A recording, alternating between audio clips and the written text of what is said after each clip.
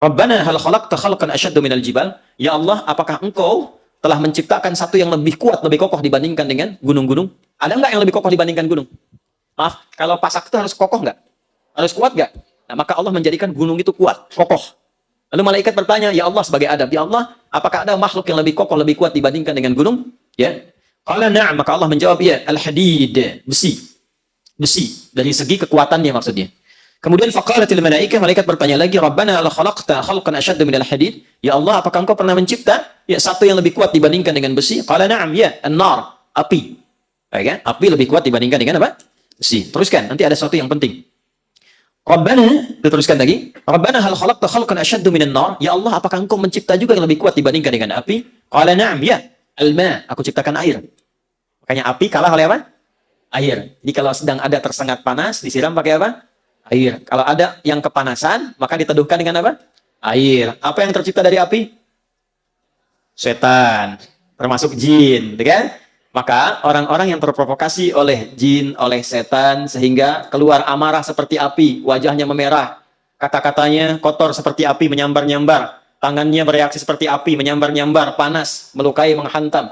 Ya, yang seperti mohon maaf dilukiskan di Quran surah ke-15 ayat 27. Wal janna khalaqnahu min naris min qablu min naris samum. Para jin kami ciptakan dari api yang menyambar-nyambar. Jadi kalau ada orang terprovokasi oleh waswas syaitan, alladzi yuwaswisu fi sudur jinnas, terprovokasi sampai berubah wajahnya memerah seperti api, memerah. Ya, keluar kata-kata yang kotor, menyambar-nyambar, tangan, kaki bereaksi dan sebagainya, maka padamkan dengan air. Tenangkan dulu, posisikan. Api itu kan kalau ditundukkan, kalau kita turunkan posisinya diturunkan. Api yang besar tuh, bawahnya kemudian kita korek-korek lagi diturun kan? Ya kan? Makanya kalau berdiri kata Nabi duduk dulu. Kalau sedang marah dan keluar duduk dulu. Supaya dengan posisi rendah itu lebih tenang. Jelas? Kalau enggak rebahan dulu. Turun dulu, turun. Kalau masih terbawa, setan masih provokasi, maka padamkan dengan air, wudu. Wudu. Salat 2 rakaat supaya tenang, karena salat itu menyatukan semua bentuk zikir. Doa ada di situ, istighfar ada di situ, tawakal ada di situ, sehingga ketika turun sujud lebih tenang keadaan dirinya, lebih tenang untuk mencerna. Itu yang salah satunya kita bisa ambil dari manfaat hadis ini. Teruskan. Ya Rabbana, Rabbana hal khalaqta khalqan asyaddu minal ma? Ya Allah, ada enggak yang lebih kuat dibandingkan dengan air? Qala na'am, Allah menjawab, ya, al-hawa, udara. Ya, udara. Kemudian faqalu, malaikat bertanya lagi, Rabbana hal khalaqta khalqan asyaddu minal hawa? Ada enggak yang lebih kuat dibandingkan dengan udara? Ya. Qala na'am, ya. Nah, ini yang ingin saya katakan. Perhatikan baik-baik.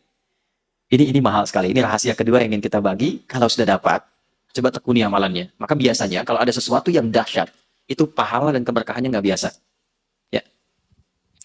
Naam, ya. Ibnu Adam, jika ada anak cucu Adam, yatasaddaqu biyaminihi fayakhfa dzalika an syamalihi.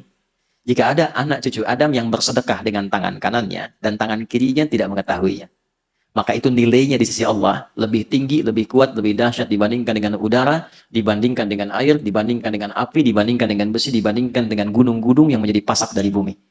Saking tingginya nilai sedekah itu. Ya, tangan kanannya bersedekah, tangan kirinya tidak tahu bahwa dia bersedekah. Ini kiasan.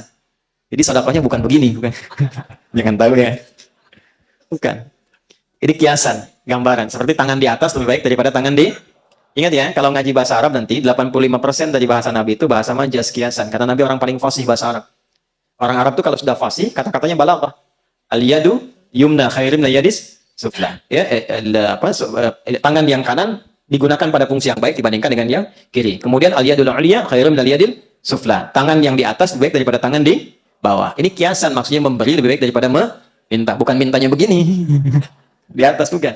Nah, yang dimaksud tangan kanan memberi, tangan kiri itu tidak melihat, maksudnya menghindari riya. Menghindari apa? Riya. Ya, memberi tidak harus banyak orang tahu. Nyumbang tiba-tiba udah jadi hamba Allah, gitu kan? Nah, itu lebih baik. Memberi terbuka pun nggak apa-apa.